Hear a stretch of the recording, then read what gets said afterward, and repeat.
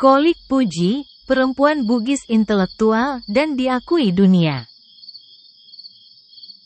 Tidak banyak tokoh perempuan yang terkenal di Indonesia, terutama dari Indonesia bagian timur. Salah satu tokoh dari timur yang telah melakukan hal-hal luar biasa, tapi tidak begitu dikenal adalah Kolik Puji, lengkapnya Kolik Puji, Arung Pancana Toa Matin Rori Tucae. Ia pun biasa disebut Retna Kencana Datokna Lapage Klipue, seorang pengarang dan intelektual perempuan yang lahir pada abad ke-19 di Sulawesi Selatan.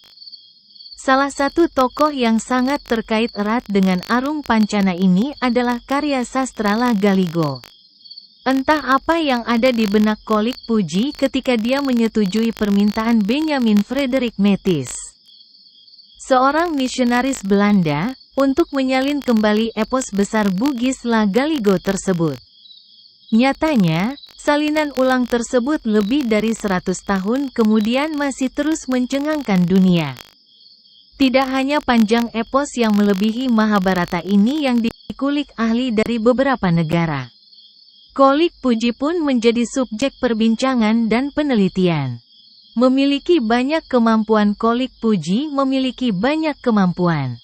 Kecerdasan emosional dalam memilah persoalan dan mengambil keputusan misalnya. Begitu tampak saat cucu Syah Bandar terkaya di Sulawesi Selatan tersebut bisa menyikapi si kulit putih atau Tau Putih pada saat yang tepat.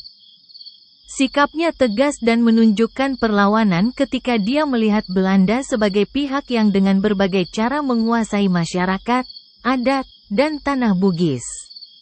Namun, dia juga menunjukkan sikap positif saat dia menyetujui permintaan B.F. Metis, seorang misionaris Belanda, untuk menyalin kembali dengan tulisan tangan naskah La Galigo yang tersebar di banyak lontarak. Hanya Kolik Puji yang mengetahui persis alasannya mengapa dia mau melakukan tindakan tersebut. Namun pilihan untuk menyalin dan menjadikan epos Bugis tersebut menjadi 12 jilid untuk kemudian dibawa Metis ke Belanda terbukti strategis. Paling tidak ada bagian La Galigo yang tetap utuh, tercatat dan menjadi bahan kajian serta dinikmati berbagai bangsa di dunia. Hanya dengan pertimbangan cerdas dan kematangan emosional yang membuat seseorang mampu melakukan hal rumit tersebut selama bertahun-tahun. Kolik Puji adalah seorang sastrawan, sejarawan sekaligus ilmuwan. Nurhayati Rahman menegaskan hal ini. Kemampuan menyalin kembali dan mengedit La Galigo tentunya tidak bisa dilakukan sembarang orang. Hanya mereka yang betul-betul ahlilah yang bisa melakukannya. Dalam hal ini, Kolik Puji telah memperlihatkan diri sebagai perempuan cerdas yang mengetahui secara baik dan mendalam sastra dan budaya Bugis. Selain itu, dia telah menulis karya-karya seperti La Toa, yang menurut Nurhayati merupakan kredo politik Kolik Puji. Menyadur karya sastra bernilai tinggi baik yang berasal dari Bugis maupun bangsa lain seperti Melayu dan Persia juga dilakukan cucu saudagar ternama ini. Sebagai sejarawan, pengetahuan dan pemahamannya dibuktikan saat perempuan beranak tiga ini misalnya menuliskan sejarah kerajaan Tanete.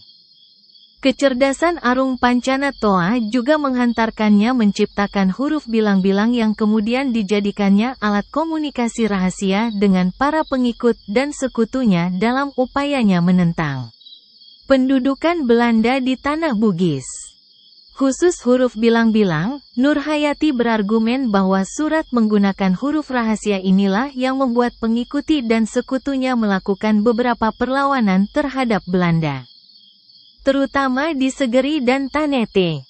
Bisa dihitung jari berapa gelintir orang di dunia ini yang mampu mencipta huruf, salah satunya adalah Kolik Puji. Masih banyak lagi kemampuan lain yang telah diperlihatkan Kolik Puji seperti penguasaan administrasi dan keuangan pemerintahan, berdasarkan pengalaman di kerajaan Tanete, serta kepemimpinan, menjadi ratu di Pancana dan Lamuru. Hal lain lagi yang bisa disebutkan adalah kemampuannya menguasai bahasa Melayu, Bugis, Makassar, dan Arab. Sudah barang tentu masih banyak lagi bakat dan kemampuan yang telah ditunjukkan oleh perempuan yang bernama Melayu Retna Kencana ini. Meninggalkan warisan bagi dunia kemampuan Qolik Puji menyalin kembali sekaligus mengedit 12 jilid Lagaligo telah menjadikannya sebagai intelektual dan sastrawan yang menjadikan epos Bugis tersebut bisa dibaca dan dipelajari siapa saja.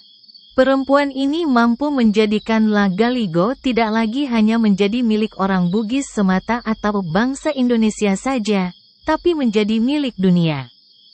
Jika dulu bangsa-bangsa Eropa datang dan menduduki tanah Bugis, maka dengan Lagaligo, Bugislah yang menguasai dunia, dengan caranya sendiri. Selain itu, warisan sastra tersebut tidak hanya melintasi ruang, tapi juga waktu. Berbagai negara sekarang ini misalnya telah menikmati pertunjukan teatrikal Lagaligo. Padahal sang penulis ulang dan editornya telah terbaring tenang di alam keabadian lebih dari 1 abad yang lalu di Tuchae.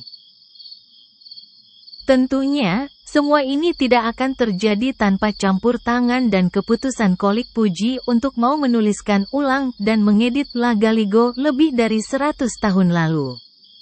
Penentang kekuasaan Belanda di tanah Bugis, Qolik Puji menjadi salah satu penentang kekuasaan Belanda.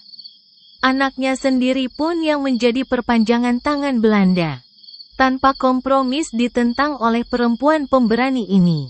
Oleh Nurhayati Rahman, dia disebut sebagai aktor perlawanan rakyat. Belanda begitu mengkhawatirkan kemampuan dan karisma Qolik Puji dalam mempengaruhi dan mengorganisir sekutu dan pengikutnya untuk melakukan perlawanan, sehingga dia pun, karena alasan politis, dikucilkan oleh Belanda selama 10 tahun dengan mendapat tunjangan seadanya. Inilah sisi lain Qolik Puji. Sisi kedua dari seorang Qolik Puji adalah kemampuan intelektual dan emosionalnya, telah diuraikan di atas, yang dalam banyak hal terbukti luar biasa, baik dalam bidang ilmu pemerintahan, sejarah, sastra maupun budaya.